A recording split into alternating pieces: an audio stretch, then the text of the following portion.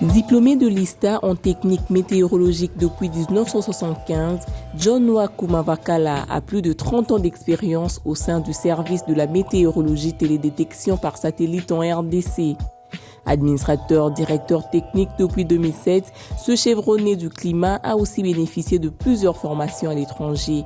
Une spécialisation en hydrologie opérationnelle et appliquée à l'école polytechnique de Lausanne en 1976, soit une année après ses études universitaires, une autre formation en sciences de l'environnement, option météorologie agricole à la Fondation universitaire luxembourgeoise en 1980 et en 1981, John Nwaku Mavakala poursuit avec une autre spécialisation en télédétection par satellite au siège du FAO à Rome. Durant la même année de son retour au pays, il décide d'embrasser l'enseignement comme assistant à l'ISTA pour le cours de la climatologie générale et observation agrométéorologique, actuellement assistant de deuxième mandat. Une passion qui se justifie par son dévouement à la recherche de problèmes liés au climat et aussi la curiosité de comprendre son fonctionnement pour enfin y apporter expertise. En 1983, l'actuel administrateur technique de la Mételsat et ancien ADGA de 1997 à 2000 s'est aussi formé en instructeur hydrologue à Niamey au Niger au Centre de l'agriculture, hydrologie et la météorologie à Grémet en sigle.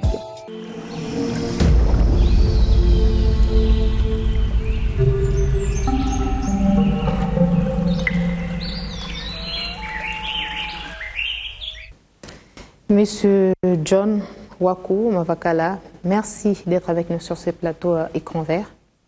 Merci, madame. Alors, il y a une thématique très intéressante qui intéresse les Quinois actuellement, c'est la saison sèche. Y a-t-il lieu de confirmer déjà cette saison? Bon, disons que nous sommes à la transition. C'est-à-dire quoi, transition? Oui, parce qu'au fait, la date moyenne de la saison sèche pour la ville de Kinshasa, c'est le 28 mai. Mais comme vous savez, il y a les statistiques, il y a toujours disons un coefficient là de dispersion qui a une valeur de 7 jours. C'est-à-dire, la saison sèche peut commencer 7 jours avant le 28, soit 7 jours après le 28. Donc, soit le 21, je crois, et le 4 juin. Là, ce sont des dates. Aujourd'hui, nous sommes le 23. À moins que je me trompe, nous sommes le 23. C'est-à-dire que nous nous acheminons vers la date moyenne. Donc, quelque part, nous nous trouvons dans une période là un peu transitoire. Et nous sommes en train aussi d'observer les paramètres, parce qu'il y a beaucoup de paramètres. Tels que la pression atmosphérique, tels que même la température, il varie entre... tels que l'humidité. Si je prends la pression, elle est basse pendant la saison pluvieuse. C'est-à-dire là, nous enregistrons de pression de 1003, 1004 millibars.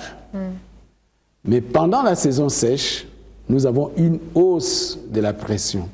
Et par rapport à la température? Oui, par rapport à la température, c'est tout à fait, je crois que vous remarquerez que les températures aussi seront en baisse par rapport à la période passée.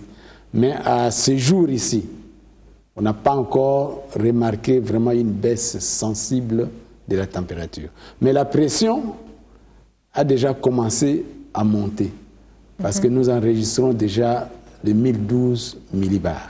Et pendant la saison pluvieuse, ça se passe comment? Ça varie entre combien? Oui, pendant la saison pluvieuse, comme j'avais dit, donc vous pouvez avoir les 1000, 1004, 1006, 1008, mais rarement, disons, au-dessus de 1010. Mais actuellement, comme je disais, nous avons déjà même enregistré déjà une hausse à 1012 millibars. Bon, il y a aussi les humidités, bien sûr. Pendant la saison pluvieuse, il y a de fortes valeurs d'humidité. L'humidité, bon, ça peut même avoisiner dans de 80 au-delà. Là, c'est pendant la saison pluvieuse. Seulement pour Kinshasa? Oui, évidemment, non. Ça, c'est quelque chose qui est vrai pour toutes les stations. C'est-à-dire que pendant la saison pluvieuse, l'humidité est vraiment élevée. C'est comme ça que je dis, ça peut même, vous pouvez avoir même des 90, des 80, ainsi de suite. Mais pendant la saison sèche, il y a réduction de l'humidité de l'air. C'est ça. Donc actuellement, nous sommes dans cette logique. Comme je disais, il y a déjà la pression qui s'annonce. Il y a déjà une hausse qui s'annonce. Bien sûr que la température n'a pas encore commencé, disons, à baisser sensiblement. Et également aussi pour l'humidité. Y a-t-il aussi des ratés par rapport aux différentes saisons? On s'attendait par exemple à la saison sèche qui n'arrive toujours pas. Non, il n'y a jamais eu de ratés. Comme je disais, ça peut venir un peu plus tôt ou bien un peu plus tard. Ça peut arriver. Ça peut arriver. Mais la saison sèche, elle est toujours là. Alors, la saison sèche, elle est toujours là pour, disons, les villes qui sont situées au sud de l'équateur, surtout pour le moment. Oui. Elle y est pour combien de temps? Quoi, la saison sèche? Bon, la saison sèche, d'ailleurs, au fur et à mesure qu'on s'éloigne de l'équateur, on a un nombre élevé.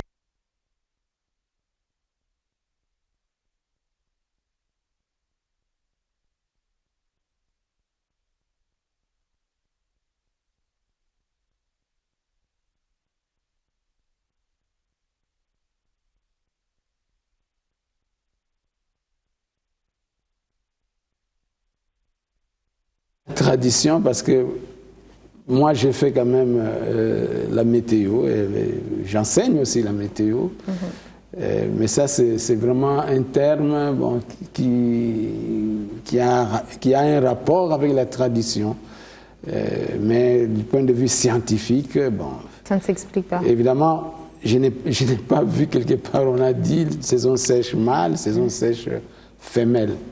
Évidemment, bon, ça ce sont... les hommes qui ont qualifié ça de cette façon-là. Mais sinon, toutes les saisons sèches sont les mêmes signes, même particularité? Non, il y a des saisons sèches qui sont vraiment sévères, c'est-à-dire où vraiment vous remarquez qu'il fait vraiment très froid. Mais il y a aussi des saisons sèches où il fait peut-être moins froid. Et ça se justifie pas. Et là, c'est ça qu'on appelle moins froid. Je crois que c'est ça qu'on appelle saison mâle. Saison sèche mâle, et quand c'est vraiment sévère, c'est-à-dire il fait très froid, là on dit que c'est femelle. Et pour vous, scientifiques, ça s'explique par quoi? Quoi? Qu'il y ait... Cette différence, qu'elle soit sévère et des fois il est moins sévère? Oui, mais il y a beaucoup de choses qui peuvent intervenir. D'abord, il y a aussi les rayonnements. Ça dépend aussi de l'intensité même des rayonnements solaire. Encaissé pendant la saison pluvieuse? Oui, parce que pendant la saison pluvieuse, par exemple, vous avez les rayonnements. Les rayonnements qui a une intensité forte. C'est-à-dire il y a une forte radiation solaire pendant la saison pluvieuse. Et c'est ça qui va faire que ça puisse aussi influencer la température. C'est ça qui va faire que ça puisse aussi influencer, par exemple, l'évaporation. Et quand l'évaporation augmente, là, vous avez beaucoup plus de chances qu'il y ait des pluies. Donc ça, c'est ça le cycle. Donc, il y a les rayonnements, il y a la température qui augmente. Ceci favorise, si vous voulez, l'évaporation. Et l'évaporation va favoriser la formation des nuages. Qui dit formation des nuages, ça va déclencher quoi? Les pluies. C'est comme ça que ça se passe. Donc, si je comprends bien, la saison pluvieuse est à même aussi d'influence, soit de déterminer à quel genre de saison c'est son aura? Bon, donc, ce qui est vrai, c'est quoi aussi? Ce que nous devons savoir, c'est que pendant la saison sèche, nous avons les rayonnements, bien sûr. Mais vous remarquerez que la plupart du temps, le ciel est couvert. Parce qu'il y a beaucoup de nuages bas. Hein, donc, des nuages qui sont à un niveau un peu bas. Et vous remarquerez quelquefois aussi, il y a ce qu'on appelle la brume sèche, c'est-à-dire c'est comme le brouillard. Bon, tout ça, ça fait que les rayonnements solaires ne puissent pas traverser.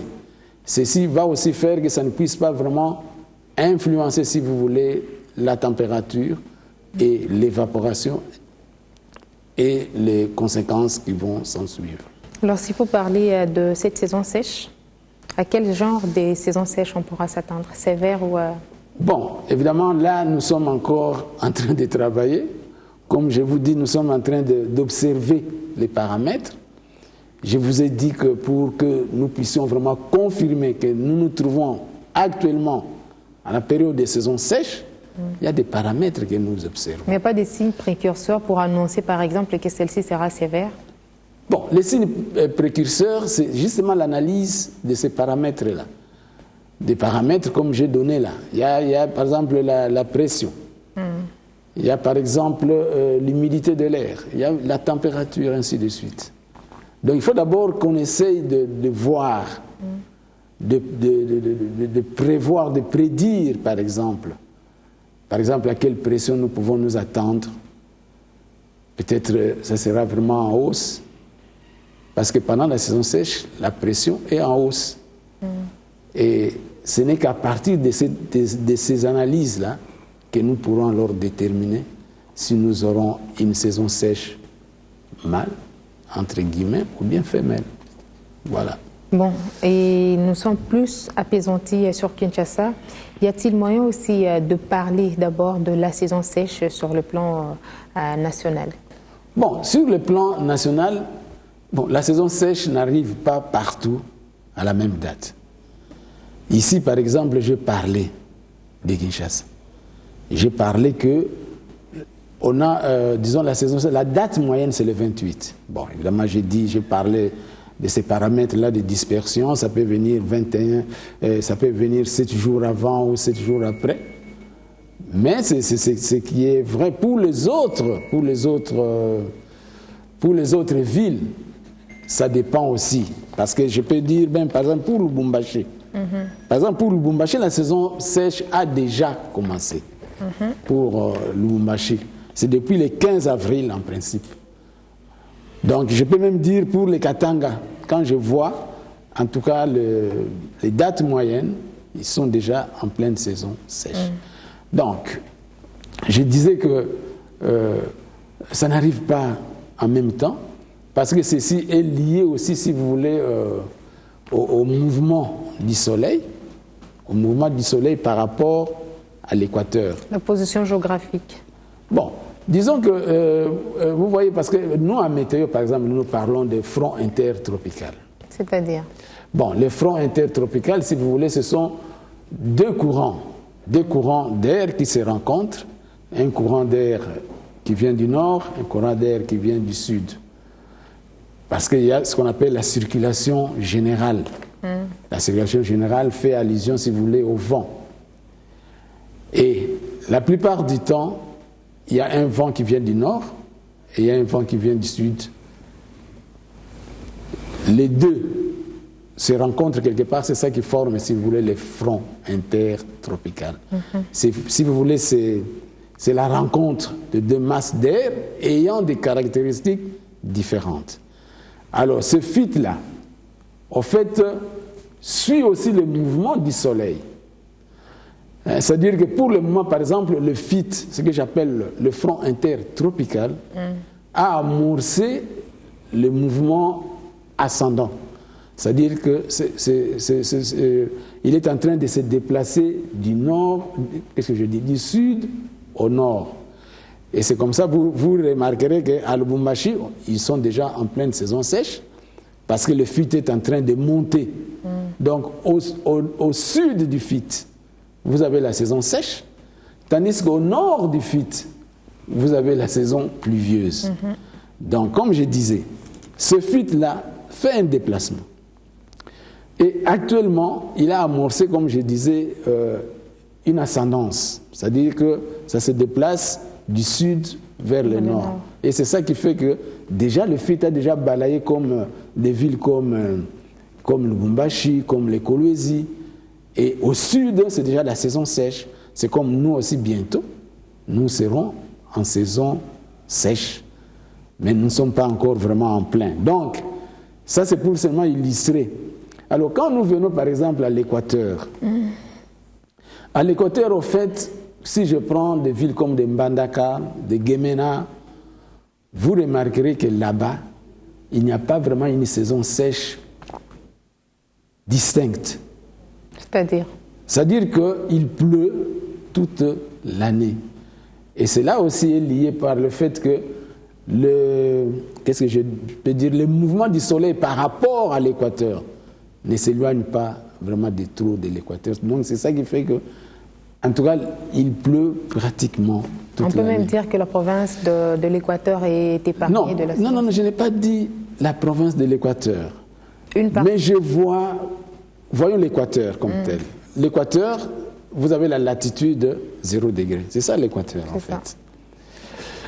Donc à l'équateur, c'est à cheval à l'équateur là, il n'y a pas vraiment une saison sèche distincte. Je vous ai dit que le nombre même de mois secs augmente au fur et à mesure qu'on s'éloigne de l'équateur. Donc c'est pour dire qu'à l'équateur, on peut ne pas avoir des saisons sèches. Mais vous voyez déjà Lubumbashi, très au sud là-bas, on a au moins 6 mois de saison sèche. Et quand vous montez, déjà nous sommes ici à 4 degrés, 4 degrés sud, il y a au moins 4 mois de saison sèche. Donc c'est comme ça que ça marche. Et puis vous verrez que ce mouvement du fuite fera que tout ce qui est au nord là, c'est la saison pluvieuse. Donc quand je prends des villes comme les Kisangani, tout ce que vous voulez, tout ce qui est au nord de l'équateur là, bientôt c'est vraiment la saison pluvieuse. Tandis qu'au sud, il y aura la saison sèche. Ok. Alors comment parvenez-vous à gérer ces différentes prévisions météorologiques à travers le pays? Comment nous gérons? Mais bon, nous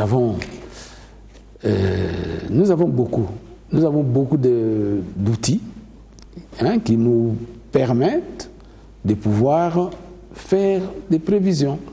D'abord, nous avons des stations au sol. Combien? Des stations au sol, on doit en avoir actuellement, je crois, une affaire de 25 stations. C'est peu. Suffisant? C'est peu, c'est vraiment insuffisant, c'est vrai. Par rapport à la période passée, à la période coloniale, où on a enregistré au moins une affaire de 125. Ça, c'est vrai. Et vraiment, c'est vraiment insignifiant. Oui, c'est insignifiant, mais nous n'avons pas que les stations. On appelle ça stations en surface. Mais nous avons aussi les observations par satellite. C'est-à-dire nous avons un appareillage qui nous permet de pouvoir avoir les observations effectuées par les satellites météo. Il y a des satellites météo. Donc là, ça nous permet vraiment de pouvoir, si vous voulez, améliorer. C'est-à-dire pallier un peu à cette insuffisance-là des données en surface. Parce que là, ce sont des données en altitude. Donc, les satellites météo nous aident beaucoup à pouvoir, si vous voulez, pallier à cette insuffisance. Et là, vous en avez combien? Pardon? Les satellites, combien? Non, là, ce n'est pas notre satellite. Mais nous avons, nous avons des outils qui nous permettent de pouvoir capter, si vous voulez, les observations qui sont effectuées par les satellites. Ce sont des satellites qui sont gérés au niveau mondial. On appelle ça des satellites météo. Et là, je crois que il y a par exemple le METSAT. Ça, c'est un satellite européen qui font des observations, qui défilent, et nous recevons les observations. Alors, si vous nous dites que et nous aussi, nous pouvons aussi transmettre, voilà, par exemple. D'accord. Alors, si vous nous dites que vous vous référez également aux autres satellites météo pour essayer d'avoir des données, ailleurs, il y a des prévisions qui vont jusqu'à 3 jours. Donc, vous avez pour aujourd'hui, demain et le lendemain, ce qui n'est donc pas le cas chez nous. Pourquoi? Bon, ok. Avant peut-être de répondre à votre question, je voulais quand même attirer votre attention. Vous voyez, avec les observations satellitaires, nous pouvons par exemple avoir une vue d'ensemble en ce qui concerne par exemple les nuages, c'est-à-dire les nuages qui couvrent même tout notre pays. Donc nous pouvons avoir une vue d'ensemble comme ça, à un moment donné. Donc nous pouvons voir ça. Donc ça peut nous permettre de pouvoir faire de bonnes prévisions. Alors quand vous dites par exemple que jusque-là, nous n'arrivons pas à augmenter l'échéance, c'est vrai que nous n'avons pas encore réussi à augmenter parce que, mais nous sommes en voie, nous sommes en voie. Je crois que c'est vrai jusqu'à aujourd'hui, l'échéance c'est 24 heures, mais je sais que dans les jours à venir, vous savez qu'il y a nos agents qu'on est en train de recycler. Vous voyez, comme j'ai parlé là des observations satellitaires, il y a des modèles numériques, il y a la prévision numérique, et il y en a qui suivent déjà des formations. Et je pense qu'avec avec cette formation-là, quand ils vont revenir au pays, je crois que nous serons en mesure de pouvoir faire aussi autant comme les autres. Mais par rapport à tout ce que vous avez comme indicateur, oui, y a-t-il lieu? Comme indicateur, en tout cas, nous avons déjà des indicateurs. Beaucoup. Bon, dire beaucoup peut-être c'est trop dire. C'est-à-dire que il y a un grand changement. Nous remarquons quand même qu'il y a une tendance vers la hausse, surtout en ce qui concerne la température. Il y a une tendance vers la hausse. Or, qui dit changement climatique, cela veut dire qu'il y a réchauffement climatique. C'est-à-dire qu'il y a hausse des températures. Et dans beaucoup de nos stations, nous remarquons quand même qu'il y a une hausse actuellement des températures, un peu par-ci, par-là. Même chez nous, ici à Kinshasa, nous avons déjà remarqué ça. Le climat de Kinshasa 2014, s'il faut le comparer à celui de 1990? Oui, 2014, comment 1990. 1990, c'est ça que j'ai dit. Quand nous analysons, il y a quand même, nous remarquons quand même qu'il y a quand même quelque chose. C'est-à-dire qu'il y a une augmentation. La température. Oui, bon, surtout la température. Bon, parce que vous savez, le changement climatique, bon, il y a l'augmentation de la température. Bon, souvent, ce sont des données, surtout des extrêmes, qui varient surtout. C'est comme ça que je peux parler de la température en termes d'augmentation, mais je peux aussi parler, par exemple, de quand je prends les pluies, les précipitations. Là aussi, nous pouvons voir qu'il y a une tendance aussi vers la hausse. Ce n'est que normal. Donc tout cela, ça prouve que réellement, nous aussi, nous ne sommes pas épargnés par ce phénomène-là de changement climatique. Et là, c'est le sommet par des températures maximales absolues que vous avez enregistrées? Oui, mais nous avons déjà enregistré des températures maximales absolues, vous savez. Je crois que c'était au mois de mars, en 1978, où on a eu à peu près 37 degrés. À peu près 37 degrés. Bon, ça c'est... Mais je voudrais quand même aussi dire ceci. Mais l'année passée, vous avez quand même confirmé la canicule avec 36,6 aussi. Non. Il ne faut pas prendre la canicule et l'associer aux températures maximales absolues. Parce qu'en fait, la température maximale absolue, c'est une donnée instantanée. C'est-à-dire, à un moment donné, vous atteignez. Et puis bon. Mais pour que nous puissions vraiment bien apprécier, si vous voulez, les canicules, ou bien peut-être la chaleur que nous ressentons, ainsi de suite, je pense que nous ne pouvons pas nous focaliser sur les extrêmes. Non. Mais nous devons nous focaliser sur, par exemple, les températures maximales moyennes. Même sur les températures moyennes, là aussi, ça peut nous donner une indication. Mais pas sur les températures maximale absolue ou bien minimale absolue. Ok. Monsieur John Waku Mavakala, avec vous, nous avons échangé de la saison sèche, vos services que vous rendez au sein de la Mételsat. À moins que vous ayez quelque chose à ajouter, parce que là, nous bouclons déjà. Bon, quelque chose à ajouter. Bon. Moi, je demanderais quand même que les gens puissent nous faire confiance. Je sais que quelque part, il y a des gens qui veulent seulement se fier peut-être à la prévision du temps faite par, disons, qu'on diffuse par-ci, par-là, qui viennent d'ailleurs. Mais si vraiment vous faites bien, si vous vous observez, vous remarquerez que la Mételsat aussi est en train de faire un grand travail. Et puis je voudrais aussi... Mais chez nous, il y a trop de ratés, il semble aussi. Non, non, non. Moi, je ne pense pas qu'il y ait trop de ratés. En tout cas, si nous pouvons évaluer, ça ne peut pas faire en deçà de 80%. Moi, je ne pense pas. Mais même chez les autres, il y a aussi des ratés. Peut-être que vous n'avez jamais fait attention. Mais je voudrais aussi attirer l'attention des gens sur ceci. C'est qu'il ne faut pas associer la Mételsat seulement à la prévision du temps. Je crois que la Mételsat fait beaucoup, fait autre chose que la prévision du temps. Et je pense que même prochainement, peut-être, on pourra en parler. Merci beaucoup, Monsieur John Waku Mavakala. C'est moi qui vous remercie, madame. Je rappelle que vous êtes directeur technique de la Mételsat, RDC. C'est ça. Mesdames, Messieurs, c'est la fin de cette émission Écran Vert. Aujourd'hui, nous avons parlé de la saison sèche avec, bien entendu, le directeur technique de la Mételsat. Merci de nous avoir suivis et à la prochaine.